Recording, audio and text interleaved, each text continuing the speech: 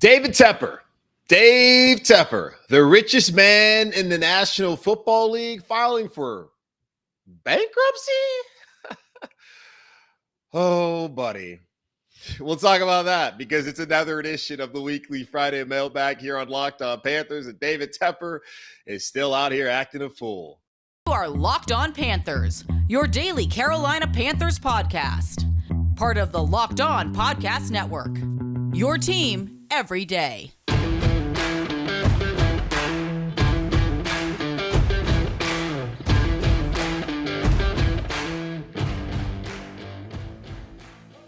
Welcome into another edition of the Locked On Panthers podcast, a part of the Locked On Podcast Network. I'm your host, as always, Julian Council, talking Carolina Panthers with you every Monday through Friday, but not right now as we are in off-season mode here on the show. So Mondays, Wednesdays, and Friday for the weekly Friday Mailbag. Like today, I'll be giving you a podcast on the Carolina Panthers. We've got OTAs going on again next week, and then mandatory minicamp after that, and then a very long break of no football. And there might be some breaking news about Baker Mayfield or some other quarterback coming into the fold. But we're seeing at a time where, y'all, there's really not that much to talk about. I'm doing 5 shows a day. It's kind of a slog. And y'all probably already kind of felt that anyway. So Mondays coming out usually in the evening. Wednesday, depending on what's going on in the field, might be in the evening as well. And when we get to mandatory minicamp, might actually do a podcast each of those days just to recap what went on that day. But on Fridays in the morning, you'll have the weekly Friday Mailbag like you're getting it right now, Friday morning or whenever you're listening to here on the show. So again, make sure you can check out every single episode, watch the show, and subscribe to the show over on YouTube. Be sure to rate, review, and subscribe on all the traditional podcasting platforms, Apple Podcasts, Spotify, Odyssey, Google Podcasts, Stitcher, and all the other ones out there. Make sure to do that with Locked On Panthers. And follow me on Twitter at Julian Council, where every single Friday, like today, I answer your weekly Friday Mailbag questions. And to participate, either at me or easily just DM me at Julian Council to get in those questions. No more YouTube comments. Got too many of the comments in there trying to find mailbag. Just go ahead and just send them directly to me via my Twitter DM. So at Julian Council there over on Twitter for the weekly Friday Mailbag. And without further ado, let's go ahead and get into this week's edition of the weekly Friday Mailbag right here on Locked On Panthers. And we'll start off with Jacob, who says, keep on keeping on with the pod. Any word on Switzer making the team? Also, what's up with the Rock Hill thing? I need an explanation like I'm 5 years old. Hashtag keep pounding. I'll start off with the first question you asked there about, I believe, Ryan Switzer, the former North Carolina Tar Heel wide receiver, played in Dallas where he was drafted, a little bit of time in Pittsburgh, I think Cleveland last year when he was injured, and was there for rookie minicamp trying out. As we mentioned, it's not just the rookies on the team and UDFAs, it's also other players that are trying out for the team, and the Panthers did end up signing 2 guys that were NFL. Well, one of them was an NFL veteran, another one was a UDFA, who they signed onto the 90-man roster following rookie minicamp. And one of those guys, as I've seen so far, has not been Ryan Switzer, and it looks like the Panthers are not interested in Switzer at this time. That could change. There's plenty of time for them to move around the 90-man roster and get to the point where, hey, maybe they want a guy like Ryan Switzer. So no word on him being on the team. As far as what's going on in Rock Hill, late Wednesday evening, I saw Joe Person of The Athletic go out on Twitter and report alongside with, I believe, Daniel Kaplan, his colleague there at The Athletic, that David Tepper, the Carolina Panthers owner, the richest man in the NFL, that his real estate holding company has filed for bankruptcy over the Rock Hill project. The filing will be the final nail in the coffin for Rock Hill, but will come with some PR blowback with the NFL's richest owner using a bankruptcy filing. And from my understanding, and this comes from Joe Bruno, my Elon alum, compatriot, something like that, who works for WSOC here locally in Charlotte. He had said that the spokesperson says this will allow GTRE, which is David Tepper's real estate company, to process legitimate claims under court supervision. This does not impact the Panthers, Charlotte FC, or David Tepper. And I think that's one of the things, if you're rich and you're a billionaire, the way you stay rich and a billionaire is that you file for bankruptcy when these type of projects go on, so you don't have to have any sort of personal liability. So this is here a statement from GT Real Estate Holdings LLC announcing a financial restructuring. I'll give you a little bit of it. GT Real Estate Holdings LLC and Delaware Limited liability company, today announced that it has begun a court-led financing restructuring process in Delaware to effect an orderly wind down of the project at Rock Hill, South Carolina. This action follows the termination and rescission of the agreements with the city of Rock Hill that related to the project with GTRE previously announced. GTRE has also announced that it has received a commitment for $20 million in financing from DT Sports Holding LLC, which is also owned by David Tepper, subject to court approval, which will allow the company to fund a process to address its legitimate creditor claims, as well as preserve, protect, and enhance Rock Hill site for the benefit of all stakeholders. So by filing for bankruptcy and getting money from his other LLC, David Tepper is able to pay back his creditors and not to lose any of his own money. So that's how you play the game. As far as the facility now, it was an $800 million facility. David Tepper talked about putting in $2 billion worth of investment over the course of the life of the project, which would start out with the training facility. And they would have a concert venue and all that. And then eventually they'd have housing and they would have real estate, not just real estate, but they would have retail. That's the word I'm looking for. Now that's not going to happen. And Rock Hill, I saw a substation too. We're going to make a sub and we're going to quit on it halfway through, like David Tepper. Not great look for David Tepper here in the region. The team's been terrible. And if we're being honest, like, this is a fact. Ever since David Tepper took the logo off the midfield, the NFL shield, it's been all downhill from there with the Carolina Panthers. They have had 4 straight losing seasons. They do not have a franchise quarterback. Maybe it will be Matt Corral. We will see. The head coach is someone that is reviled, it seems like, here locally and throughout the fan base, at least the ones that I see interacting, as he fired, or maybe it might not have been him. It might have just been Zorn Cornetta, who is the technical director, the sporting director, which is the equivalent of a GM over in MLS, fired the head coach, who came out and said before the season that he felt like they were screwed, and said a couple weeks ago, I'm not Harry Potter. I don't do magic. After Charlotte FC's actually gotten off to a fairly good start with a team that doesn't have a full roster. And it's just incredible, man. David Tepper, when he came here, I felt that David Tepper would do a lot of good things for the region with his money. Now, the one thing I never appreciated was David Tepper thinking that he could basically own and buy Charlotte and demand all of our taxpayer dollars.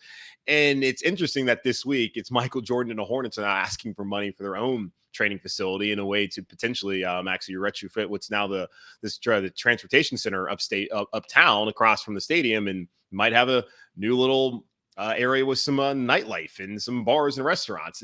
So they might get that money. But David Tepper, oh, buddy, man, it's just not been great so far. So apparently he's filing for bankruptcy, that his real estate company is, so that they can pay back the creditors and he doesn't have to have any sort of personal loss with what's gone on. He still owns the land there. I don't really know. Maybe they can do a scaled back practice facility, because really, do you need one that's worth that $800 million? I think the Dolphins did something for like 150 or something like that. Like, come on. What are we doing here? So David Tepper right there doing David Tepper things. Let's move on to Brody, who asked from the mailbag, what if the Browns are holding Baker Mayfield for us until after week 1? Maybe. And that's one of the things that a lot of teams will do. You'll see teams that will pick up maybe a quarterback or an offensive player from, or even defensive player from, whatever player from a team that they're going to face in week 1 leading up to that week, and then cut them right there just so they can learn, hey, what you guys work on, the playbook, what's going on here. I don't know if the Browns are necessarily keeping Baker Mayfield away from the Panthers because they're afraid of Baker. Don't know what's going to happen to Deshaun. I watched The Real Sports from HBO with Brian Gumbel the other day, and just doesn't look good. There's another civil suit against him now, so it's up to 23. He's gotten past criminal counts and all that, so he's not going to go to jail, but it's still not a great look. And the Browns did no sort of background checking by not speaking to any of the victims or the attorney that was representing them. And it's just not our problem, thank God. And I mean, he's a guy I would have loved to have just for his talent, but it's something that, if you guys were watching the show, wrestled with it just emotionally, being like, man, I want to be good, but just kind of feels gross to have him here. But I don't think they're worried about Baker. The Browns are. I don't really know what they're doing. From the reporting that we got from Jonathan Alexander last week, they're willing to pay for half of the $18 million salary that he's getting this year, but the Panthers aren't willing to go that high. So until the Browns are willing to pay for more, or someone else out there is interested in meeting the Browns halfway, I guess they're just going to keep Baker or just cut him, which we'll see how that works out. Okay, let's take a quick pause here on the show and then come back and answer the rest of your questions here on another edition of Weekly Friday Mailbag here on Locked On Panthers. At BlueNile.com, you can celebrate all of life's special moments, from creating the custom engagement ring of your dreams to gifting a classic timeless jewelry piece, all at the price that you won't find at a traditional jeweler. Whether you're ready to pop the question, you're celebrating a milestone moment, find jewelry as unique as her with the modern convenience of online shopping at BlueNile.com. Build the engagement ring of her dreams or celebrate life's special moments with fine jewelry. No matter what you're looking for, Blue Nile has jewelry experts on hand 24/7. Make your moment sparkle with jewelry from BlueNile.com. And Locked On Sports listeners get $50 off purchases of $500 or more. This podcast exclusive includes engagement. Use code Locked On. That's code Locked On Plus. Every order is insured, ships free, and arrives in discreet packaging that won't give away what's inside. Shop stress-free and find your forever piece. Go to BlueNile.com today. All right, back to the mailbag here on this edition of Locked On Panthers. Getting a question here from Jake, who comes from us from over the pond. He says, hey, man, British fan here. Been following the show since the end of last season and want to ask a question for the Friday mailbag. Thank you, Jake. Glad that you are asking a question finally. My question is, what realistically is the ceiling for the Panthers if Baker is under center for us come week 1 of the season? I believe that Baker Mayfield, Jake, and to everyone listening, is a better quarterback than Sam Darnold. I also believe that Baker Mayfield is more equipped and ready to go week 1 this year in the National Football League than Matt Corral, who they want to bring around slowly and maybe could end up being the long-term answer here in Carolina. I'm not ready to go that far. I like Corral. I just think that maybe we should possibly pump the brakes just a tiny bit and hope Matt Corral's doing fine, his family, who suffered a tragedy this week. But I think with Baker Mayfield, the Carolina Panthers can be a team that will, ceiling. Man, still a lot of questions at wide receiver outside of DJ Moore. Still questions at linebacker. Can they stop the run? Will the offensive line that has been reworked and looks like ready to go, are they going to play at the level that they need to play? And of course, there's injuries that also come into play. The best that he ever did in Cleveland was get them to the divisional round, where they lost to Kansas City. In that game where Patrick Mahomes went down with concussion, Chad Henne saved the day. I would say in Carolina with Baker Mayfield this season, I would say the ceiling could be getting to the divisional round. That's what I'm going to say. I feel like if they get Baker, I feel like this is a playoff team. And looking at the NFC, it's of course about the matchup, who you play, because you have to go on the road. Likely, I don't see Carolina even winning the division, even if Baker comes here. I would say it's a playoff appearance. The floor could be missing, but man, I feel like they're a playoff team with Baker, and I think they can win a game. So that would be the ceiling for me with Baker Mayfield this upcoming season. So y'all let me know if you think I'm crazy, or if maybe someone else can get it done. I don't know. Cole, what do the day 3 rookie ceilings look like? So day 3 rookies, we're looking at Brandon Smith. We are looking from Penn State, the linebacker. We are looking at Cade Mays. We are looking at Amari Barno from Virginia Tech, the edge rusher, and we are looking at Kalen Barnes. Barnes, 7th-round pick. He's a fast guy. You watch Panthers Confidential, talk about you can't beat that guy over the top. There's a lot of corners on his roster, and I know he played for Matt Rhule, knows Phil Snow, probably knows the system. Just don't really know what his ceiling is right now, other than maybe he's on the practice squad. So we'll see how that works out. Probably a practice squad guy. And then with that, Barno, maybe he can be a Marquise Haynes type of guy, situational pass rusher. It's going to be hard to get him in the rotation. He was blazing fast to combine. But we're talking about ceiling this year. I don't know how much you can expect for him, but I think he could be a guy who can maybe be like a Marquise Haynes type. Loved him at Virginia Tech. Wreaked havoc on the Tar Heels in week 1 in Blacksburg this past season. And was a solid player. Just not a ton of sack numbers, though, at his time at Virginia Tech. Smith, I think Smith could be a starting middle linebacker for this team. He says he sees himself more as an edge rusher. We'll see how they factor him in. But, man, we'll see. Damian Wilson might just be here for a season. Same thing with Corey Littleton. They got to find somebody. And he has a pedigree. Coming out of the state of Virginia, was a guy who's a 5-star recruit, went to Penn State, and he took full blame for, hey, anytime I didn't make a play, that was on me. I could have done better. I should have been better at Penn State. He has a talent level. I think he could be a starter for the Panthers. There at middle linebacker. How high level of a starter? Not quite sure, but I think he could be a starter. Then Cade Mays, his ceiling is starting offensive lineman. He's another guy, 5-star recruit coming out of high school. He could be a Pro Bowler. That's how I think Cade Mays is going to be a starter on the Panthers offensive line for a good while. That's how bullish I am on Cade Mays. That guy is going to be a starter for 5+ years here in Carolina. I'm going out there and saying that right now. All right, let's move on to Cole. No, we just answered Cole's question. Harvey. All right, he says, do you think that the acquisition of defensive tackle, Matt Ioannidis, will finally allow us to be stout versus the run? And also, do you believe that McAdoo can make this offense respectable this year? Yeah, Matt Ioannidis played for Matt Rhule and in Phil Snow's system up in Temple, was a good player for the Washington Redskins and football team. Not so much, I guess, last year. Now they're the Commanders and they cut him. And he talked about on Wednesday when speaking to the media for the first time after OTAs that he was out of shape and his injuries played a factor in that he took full responsibility for. Now he's at a playing weight that should allow him to do the things he's done in the past. And he's been more of a pass rusher from the interior.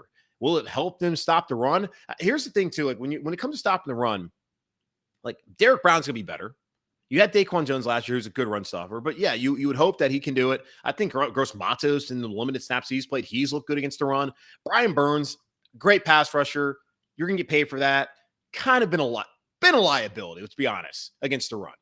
He's adding more strength. He's not really cares about weight, as he talked to me the other day, saying that he wants to get stronger. Doesn't really want to get to a certain weight, but he just wants to get stronger, more powerful. And maybe down the road, as he's entering his fourth year in the league, that will help him to perform at the level where he can be better against the run for Carolina. But also the linebacker play. Shaq was playing really well, gets injured. Jermaine Carter Jr. didn't really fill that role well enough, didn't have much depth after that. The linebackers have to be better. And if they get better linebackers, when they were good against the run, who they have on the roster? Luke Kuechly and Thomas Davis filling every single freaking hole. Like it kind of correlates. In that last season where Luke was here in Carolina in 2019, they weren't good against the run. I think the three-man front did not help. And Luke kind of lost a step in a way. But he was still a good player. Fantastic player. But you don't have Luke Kuechly anymore. They haven't had Luke Kuechly the last two seasons. And I think that correlates with why they've been bad against the run. The linebacker play has just not been there. If they get better linebacker play, I think the Carolina Panthers will be a lot better against the run. And that goes in hand with Brian Burns, who plays defensive end, edge. He needs to be better as well. So I don't necessarily look at Ioannidis as someone who's going to come in here and fix the run, but he had to have better linebacker play moving forward for Carolina. Now, as far as can Ben McAdoo make this offense respectable, what do you call respectable? Because I also think I have another question in here from you, Harvey, actually, if it's the same Harvey, who asked, can the Panthers be a top 10 offense? And I don't see that happening. Can he get more consistency out of Sam Darnold? I think so. McCaffrey's healthy. They're better. Offensive line's healthy. And the guys that have come in play the way that we hope they can play. They're a better team. Like, yeah, they can be respectable. I don't think they're going to be top 10 because the quarterback's not good enough. I don't think you're going to get good enough quarterback play from Baker Mayfield if he comes here, from Sam Darnold, or from Matt Corral as a rookie. I just don't see that happening. But you can be a good team that can run the football, especially now with Dante Foreman in here, but Christian healthy. And if you can get some consistency from the wide receivers outside of DJ this year and add in the tight end game, I think that they can be better. And he certainly, when he was in New York, elevated that team's offense that already had a future Hall of Famer in Eli Manning there at quarterback. So I do think he can make them respectable. I think get the top 10 in the league. I'm not really ready to go that far just yet. All right, let's take another quick pause here on the show, and I'll be back answering more of your weekly Friday Mailbag questions here on Locked On Panthers. BetOnline.net is your number one source for all your betting stats and sports info. Find all the latest sports developments, news, and odds, including this year's NBA Finals that started last night. The Golden State Warriors and the Boston Celtics. What a hell of a matchup we got there. Young stars and Jason Tatum and Jaylen Brown going up against the old guard, if you want to call them that, and Steph Curry, Klay Thompson, and Draymond Green. You also have the Stanley Cup Conference Finals going on. Or it's actually really conference finals, but remember in hockey, it's the Western Conference Final, Eastern Conference Final. Don't let hockey people come after you. Also have Major League Baseball, and of course, all the latest fighting news from MMA and UFC to boxing. BetOnline is your continued source for all your sports wagering information, including live betting, esports, and more. Head to the website today or use your mobile device to learn more about the trends and action. BetOnline, where the game starts. I forgot to tell you all at the beginning of the show, but today's episode of Locked On Panthers is brought to you by Blue Nile. Make your moment sparkle with jewelry from BlueNile.com, and Locked On Sports listeners get $50 off purchases of $500 or more. This podcast exclusive includes engagement. Use code Locked On at checkout. All right, back to the weekly Friday mailbag here on Locked On Panthers, and let's see who is up next, and it is Kyle For Friday's mailbag, why in recent seasons has it been so difficult for Carolina to stop the run? How can they improve to do better? Hope you're having a great week. Wow, I literally just that's why I need to read these questions before, but I really just answered your question while answering Harvey's question as well when he asked about Matt Ioannidis. I think it's been the odd man fronts. I think it's been the loss of Luke Kuechly, and I think it's just been that you haven't had like KK Short wasn't there for Derek Brown. Derek Brown, haven't played well enough to this point. Talk about that on Wednesday's show. I really feel like they get better linebacker play and the defensive tackles can be more stout. This will be a better team against the run. So that's my thoughts. We got Austin who says, which returning player from injury or which returning from injury player popped the most at camp? Okay, so I'm not on the ground there at OTAs, folks. Unfortunately, got the day job, can't be down there. So I don't know necessarily who's popping, but the guy, people I'm like looking at is JC Horn. And just from the reports I've seen, it's that he looks like I think it was Ellis Williams. He had his takeaways from like the first week of the third phase of the OTAs, the real true OTAs before we get to mandatory minicamp, saying that, yeah, JC Horn might say that he feels like a rookie, doesn't look like it. He's someone that apparently has looked really good so far, and the Panthers are going to need him desperately to play at a high level this upcoming season, and of course, to stay healthy. So JC Horn is the one I think from a lot of people, what I've seen so far is the guy that you need to look out for as someone who is going to come back and play well. And Christian McCaffrey, we're not going to really see a lot of reps from him until week 1 against the Browns. So it's going to be hard to even say how Christian's looking. As long as he's healthy and upright and, not limping, thumbs up. Happy about that. All right, Cedric. What's good, JC? I'm good. Cedric, how are you? Who would you rather have as their starting running back? A healthy Christian McCaffrey, prime D'Angelo Williams, prime Super Bowl Stephen Davis, or prime Jonathan Stewart? Damn. Also, if you watch basketball, who you got winning it all? Celtics or Warriors? Welcome to summer and drink plenty of water. Yeah, seriously, man. It's like 90 degrees outside. Yeah, okay. So I'll answer the last question. Warriors, Steph Curry, got to go with the Charlotte guy. I know. He was actually born in Cleveland. Charlotte guy, Davidson College alum. Finally finding the alum. Gonna go up to the Raptors. Cannot wait for that game next year at Belk Arena when they finally put his number up there and retire it. I don't know, maybe whenever he's back in Charlotte, they can find a way to do that, but that would be the game to go to. If you ever love going to Davidson, they go check out those games. Also, make sure you hit up Kindred and Milk Bread. I know no free ads, but seriously, those people are awesome. So I got the Warriors going to win this one. The experience. Celtics have not been in the situation. Now, Brown and Tatum, those guys have played in a lot of big games early on in their careers, and they're going to be studs. They'll win a championship one day, I'm sure, maybe. But I think Steph, Clay, Draymond, those guys winning another one, I think that's going to happen. It'd be great to see. They won it before they got KD, 1-2 with KD, probably would have won another one against Toronto had they not had the injuries with KD and Clay, and then come back after that with Steph's injuries, with Clay's injuries, and to come back and win another one with Wiggins, Swaggy Poole or Jordan Poole, but that'd be so cool to see. So we'll see. But I got Warriors. But back to the football, because I'm trying to avoid your question. Who would I rather have? So Christian's done something that's never happened. Oh, it's happened 3 times in NFL history, twice outside of him, 1,000 yards receiving and rushing in a single season. D'Angelo was a beast, and I know D'Angelo has come out and said a lot of things in recent years that have really ticked off Panthers fans, so I can't choose him. And Jonathan Stewart also had 1,000 yards rushing that same season as D'Angelo, and he is what the all-time leading rusher here for the Carolina Panthers. Stephen Davis, man, when he was healthy there in that 2003 season, because that's the one thing. When you look at it, and I've talked to someone about this. I'm not going to put their name out there because I don't want to attach their name to this, but I've talked to him. We were talking about Teddy Bridgewater and did not really understand like why people were like so angry. He's like, yeah, if you give Teddy, a good offensive line and an actual running game, like, Jake Delhomme, it's not like Jake came out here and like lit up the world on fire, threw a ton of interceptions. Yes, he was clutch as hell in the playoffs, led all those comebacks in the fourth quarter, including his first ever game. But he had a 14,000 yard rusher, or 1,400 yard. 14,000 would be insane. A 1,400 yard rusher. He had Steve Smith, Muhsin Muhammad, Ricky Prohl. That defense was amazing. He had a lot of help, but Stephen Davis is great.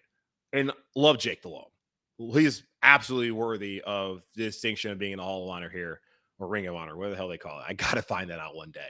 But if to answer your question, though, Christian McCaffrey, the dude he's just different, man. I love Jay Stu. loved Stephen Davis that one season.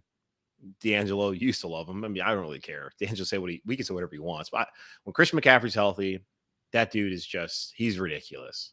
I mean, I would take Christian McCaffrey.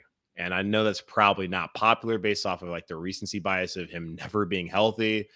He just does things that Jonathan Stewart and D'Angelo Williams and Stephen Davis, they just could not do. And he can tote the rock. All right. Last question, Alex. How many wins for Rhule to keep his job? I don't know if there's necessarily a win total, but getting to the playoffs, I think, is what he needs to do. And probably winning a playoff game and actually showing a foundation that, hey, we are growing. Yeah, it's not like a backdoor into the playoffs because the NFC is terrible. It's like, hey, we made it to the playoffs because we're a good football team and we've kind of got the things figured out. Especially like quarterback is one thing too. Like if they can get to the playoffs and it looks like they have an actual quarterback moving forward, because we can't just go into next offseason in year 4 of Rhule and still not know whether they have the long-term option at quarterback. And it's very possible that the Panthers could go to the playoffs somehow with Sam Darnold and move off of him and then go into next year being like, all right, Matt Corral, now your turn. Let's see if he's the right guy. And we could be back here in 2024 still not knowing. Now, the hope is that Corral can be the guy, and then maybe he has to take over at some point this season. And I don't think it really helps either if like they bring in Baker, then it's like, all right, Baker's here for a year. Are you going to extend Baker? Are you going to keep Matt Corral? Or have Corral be the start in 2023? Like, I think it's getting to the playoffs and also having an actual plan at quarterback. And that also goes with Scott Fitterer as well, who supplies the players now as he's taken over. Really, it seems like the head-on role of personnel this offseason. Thank God. That's kind of how I look at it. It's not just the wins, but it's also like, what is the vision past this season? They talk about doing a 5-year plan and maybe even a 6-year plan, which is absurd. Maybe David Tepper is actually buying into that. So it might not matter how many games Matt Rhule wins. Of course, he can't win 0 or 1 or 2 or 3 or 4 or even 5 again or 6. He's got to get to like 8 or 9. In double digits, 10 is always a pretty good thing to do as well if you're trying to keep your job. So there's that, Alex. All right. That's going to wrap it up for this edition of the Locked On Panthers podcast, part of the Locked On Podcast Network. As always, I'm your host, Julian Council. Again, y'all make sure to subscribe to the show and watch the show on YouTube so you don't miss a single episode Mondays, Wednesdays, and Fridays right now as we are in off-season mode here up until training camp down in Spartanburg, South Carolina on the campus of Wofford College. And also be sure to rate, review, and subscribe on all the podcasting platforms. So again, you don't miss a single episode of Locked On Panthers, whether it be Apple Podcasts, Spotify, Google Podcasts, Odyssey, or Stitcher. I ask you to go subscribe to those channels and be sure to follow me on Twitter at Julian Council, where every Friday like today, answer your weekly Friday mailbag questions. Just DM me or at me, whatever question you have, so I can answer it next Friday. We'll continue to do that throughout the week. So you have plenty of time. You can listen to what I say on Monday. You can listen to what I say on Wednesday. You can have your thoughts and just DM me after that, or you're just kind of walking around, going to the grocery store thinking, hey, I want to ask Julian this question about the Panthers. Just go ahead and DM me at Julian Council on Twitter. In the meantime, enjoy your weekend. Stay safe, stay cool. Because, yeah, it is hot out here. But always keep pounding. And I'll talk to y'all on Monday.